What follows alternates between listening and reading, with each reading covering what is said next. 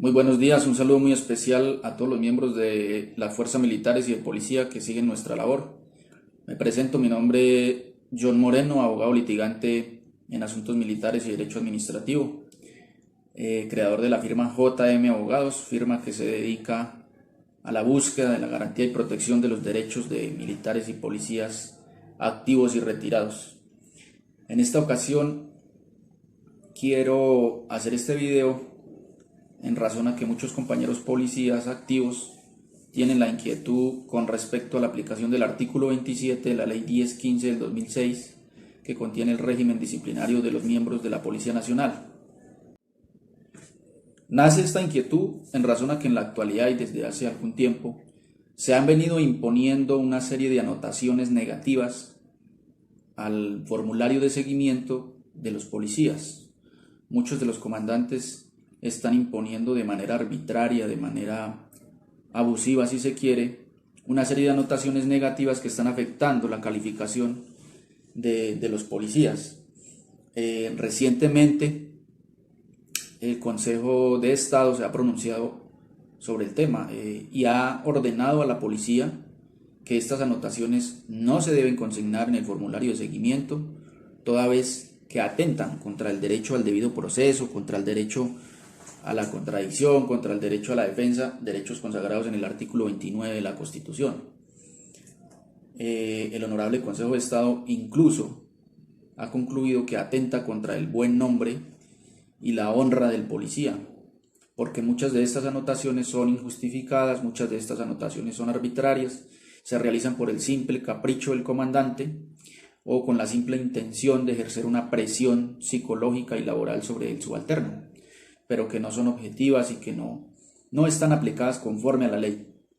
Quiere esto decir que las anotaciones negativas en los formularios de seguimiento de los policías son ilegales, son inconstitucionales, están vulnerando derechos fundamentales de los policías y por ende no se deben consignar en los formularios de seguimiento a través del sistema PSI.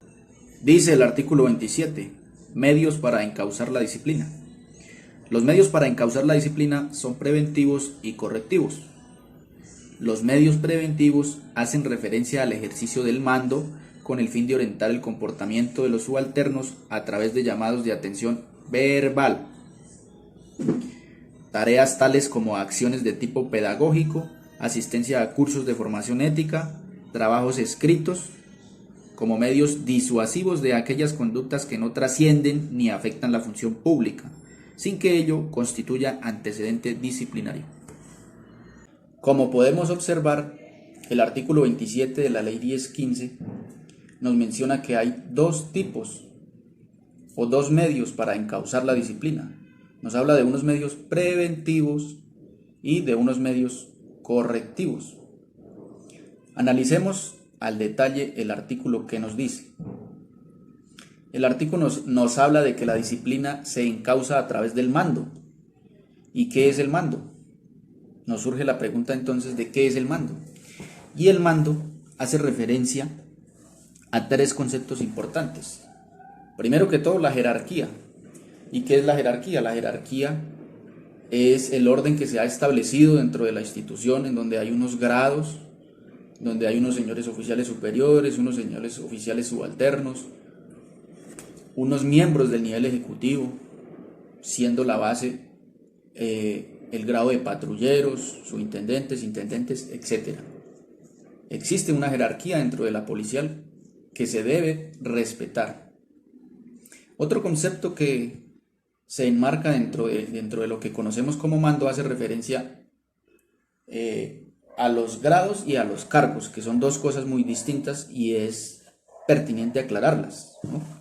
Se puede ejercer el mando desde el grado, es decir, que un señor capitán le puede dar órdenes a un subalterno que vendría siendo un subteniente o un intendente o un subintendente, ¿sí? En razón al grado, porque un capitán es de mayor rango que un subteniente o que un intendente. El artículo 27 de la Ley 1015 también nos habla de la facultad que tienen los comandantes para ejercer el mando en aras de encauzar la disciplina. Y entonces nace la pregunta, ¿y qué es disciplina? ¿A qué hace referencia?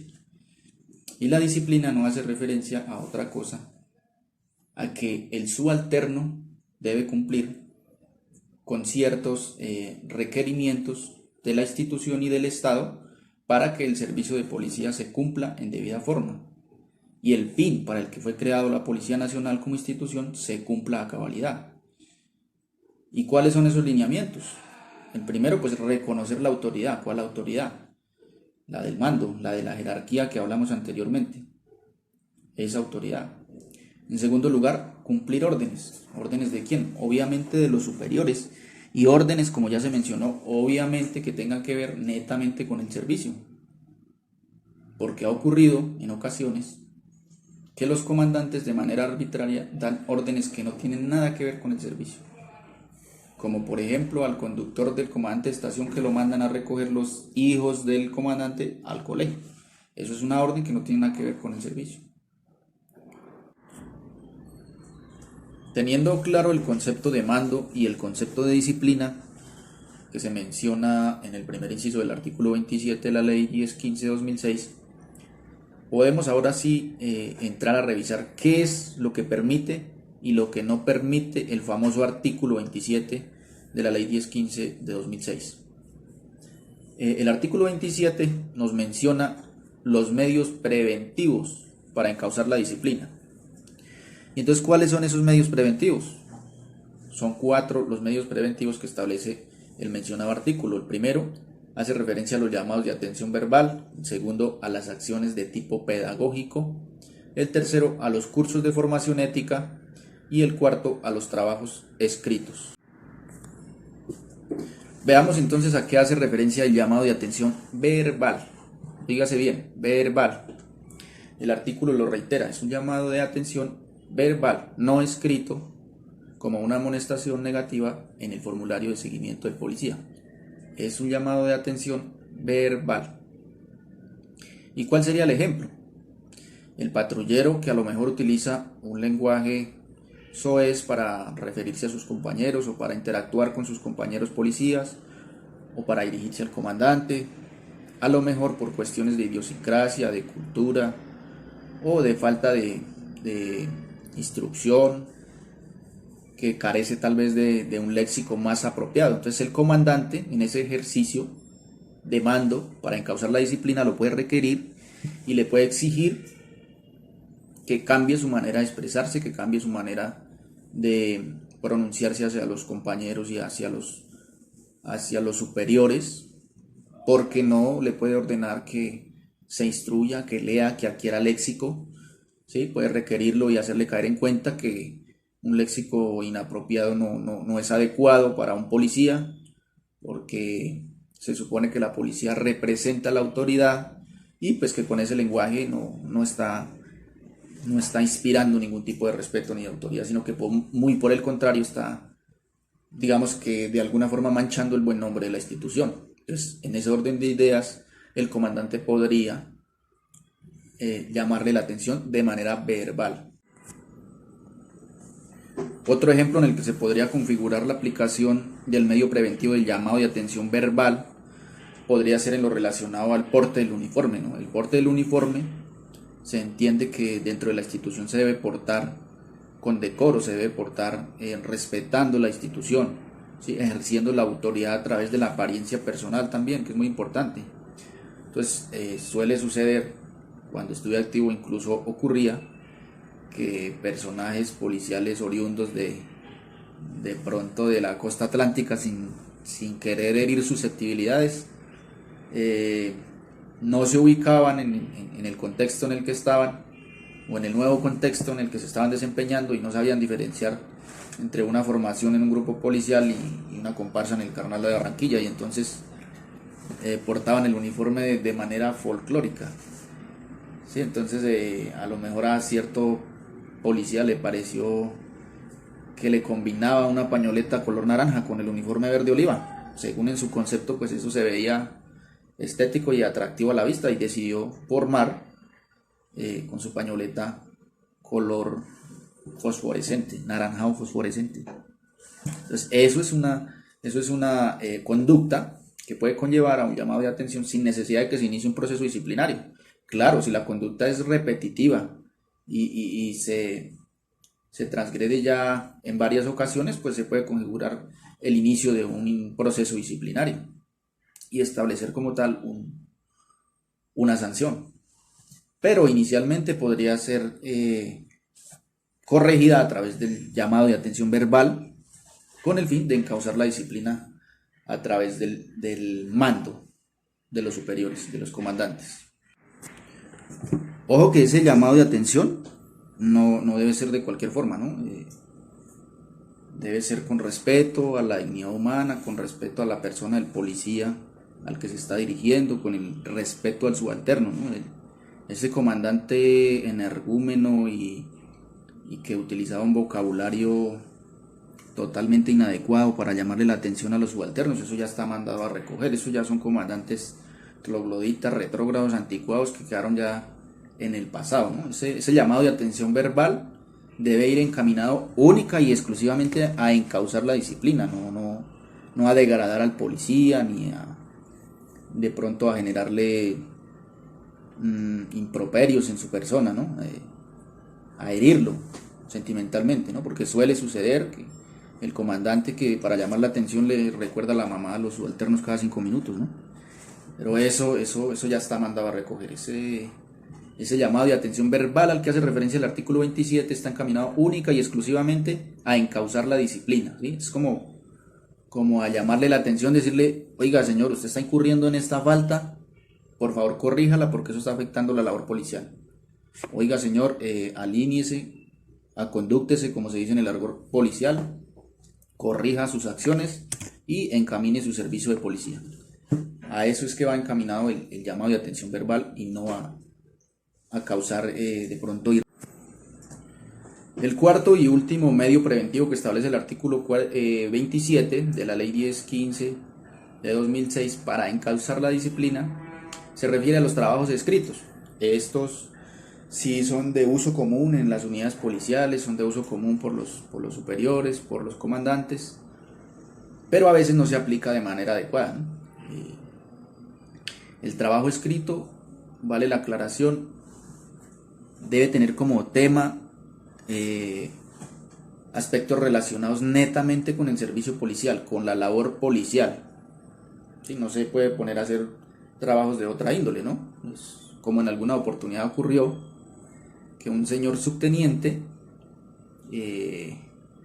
tenía una relación sentimental con una señorita estilista y se le hizo fácil que al patrullero que dio papaya lo puso a hacer un trabajo sobre las normas sanitarias a la hora de realizar procedimientos estéticos. Entonces eso no tiene nada que ver con el servicio, absolutamente nada. Entonces eso es una total arbitrariedad de parte del comandante. Entonces, se está aplicando de manera abusiva y mañosa este medio preventivo para encauzar la disciplina, ¿sí? Entonces, que si pasa en la institución, pues ya lo dejo a criterio de quienes vean este video, de si pasan ese tipo de cosas o no pasan. En este punto tengo que mencionar que hay 3 tipos de comandantes a mi manera de interpretar la realidad de la práctica del ejercicio del servicio policial. El primer comandante es el que yo denomino dictador, que es el que quiere ejercer el mando y el poder, si se quiere, a través del miedo. Entonces le infunde miedo al policía, le clavo su artículo 27, no sale de permiso, está pintado conmigo, etcétera, etcétera. Entonces, a través del miedo o haciendo llamados de atención verbal, pero de una manera grotesca, de una manera en la que se vulneran los derechos de los policiales. Entonces, de esa forma hace lo que en el argot policial se conoce como apretar al subalterno. Y entonces le infunde el miedo y así logra que sus subalternos como se dice policialmente, le caminen fino. Un segundo comandante que yo lo denomino el comandante chantajista. Entonces, ¿cuál es ese? El que le dice al policía: usted se porta bien y tiene su permiso como debe ser. Si usted me da operatividad, a lo mejor yo le puedo estar alargando el permiso. y si usted realiza bien su labor policial, me tiene vara y obviamente va a tener beneficios. Ese es el comandante chantajista. Y un tercer comandante, que yo lo llamo el comandante inspirador, que creería yo, desde mi humilde opinión, que es el comandante que más, digamos, beneficios aporta a la institución y al personal policial, al subalterno en especial. El comandante inspirador es aquel que a través de su conducta, a través de su ejemplo, le muestra al subalterno cómo se hacen las cosas, cómo se procede, cómo se realizan los diferentes procedimientos policiales que se llevan a cabo dentro de determinada unidad o determinada estación. Entonces es el comandante que en el operativo está de primeras, organizando, gestionando, coordinando, y no el que se esconde en la oficina y a través de un radio simplemente da órdenes sin conocer la situación fáctica del caso, que ahí es donde se cometen errores. Entonces creería yo que ese es el comandante que debe prevalecer dentro de la institución, un comandante que dé órdenes claras, precisas, objetivas y dirigidas única y exclusivamente al cumplimiento del servicio, nada más. Como podemos observar, el artículo 27, el famoso artículo 27 de la ley 1015 de 2006, ofrece unas herramientas bastante adecuadas y pertinentes para encauzar la disciplina. Cosa muy distinta pasa en la práctica, ¿no? O estos medios preventivos para encauzar la disciplina no se aplican, sino que simplemente se decide iniciar un proceso disciplinario congestionando por ende las autoridades disciplinarias, o se aplican de manera inadecuada, ¿no? Como el caso del llamado de atención verbal, que se está confundiendo con una anotación negativa al formulario de seguimiento del policía. Y como ya se dijo, eso es inconstitucional, es ilegal, porque el artículo 27, como ya lo vimos, por ningún lado menciona que dichas anotaciones sean permitidas. Sin embargo, ese artículo 27 se ha convertido en el terror de los subalternos. X o Y circunstancia, tal error, le aplico su artículo 27, lo primero que le dice el comandante. Pero como ya lo vimos de manera detallada, el artículo 27 no permite realizar dichas anotaciones. Para realizar una anotación negativa en el folio de vida de un policía, primero debe haber un proceso disciplinario en el que el policía tenga la posibilidad de presentar pruebas, en el que el policía tenga la posibilidad de rendir versión libre sobre la conducta que se le está indilgando, donde el policía tenga derecho al ejercicio del derecho constitucional a la defensa, el derecho a la contradicción. Cuando hay un proceso disciplinario de las condiciones mencionadas y se ha emitido una sanción en donde se especifica que la sanción es una amonestación escrita, ahí es donde se puede efectivamente realizar la anotación negativa al folio de vida del policía. Mientras tanto, no. Pero ¿qué ocurre en la práctica? Que los formularios de seguimiento de los policías están llenos de anotaciones negativas hechas por los comandantes y por los superiores, muchas veces de manera arbitraria y de manera abusiva, ejerciendo de una manera inadecuada el mando. Habiendo explicado un poco más detalladamente el artículo 27, famoso artículo 27, al que le tienen miedo muchos policiales, podemos concluir que las anotaciones negativas en el formulario de seguimiento de los policías son ilegales, son inconstitucionales, no se pueden aplicar. Para quienes son acuciosos y les gusta instruirse y a lo mejor tienen el interés de conocer más a fondo el tema, quiero compartirles una sentencia del Honorable Consejo de Estado en la que un policía del departamento de Santander interpone una acción constitucional de tutela solicitando que se le ampare el derecho al debido proceso, el derecho a la contradicción, el derecho a la defensa y el derecho al buen nombre. Dicha tutela cayó por reparto en el Tribunal Administrativo de Santander. El Tribunal Administrativo de Santander tuteló los derechos del patrullero y ordenó ordenó a la policía que se eliminara en el término de 48 horas la anotación negativa que se le había realizado al policial. Sin embargo, el Departamento de Policía del Magdalena Medio impugnó la decisión y es así como el Honorable Consejo de Estado conoce en segunda instancia de esta tutela y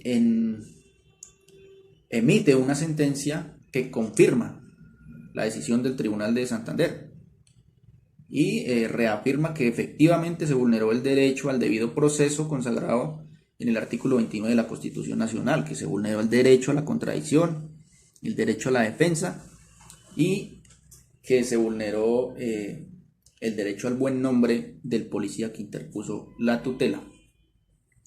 Dicha sentencia tiene como radicado el número 68001-2333-000-2016-01-103-01 del 2 de febrero de 2017 para quienes tengan deseo de consultarla.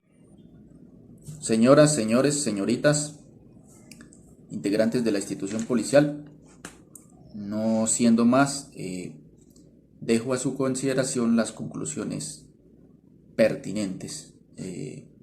Ya ustedes a su criterio sabrán interpretar el artículo 27,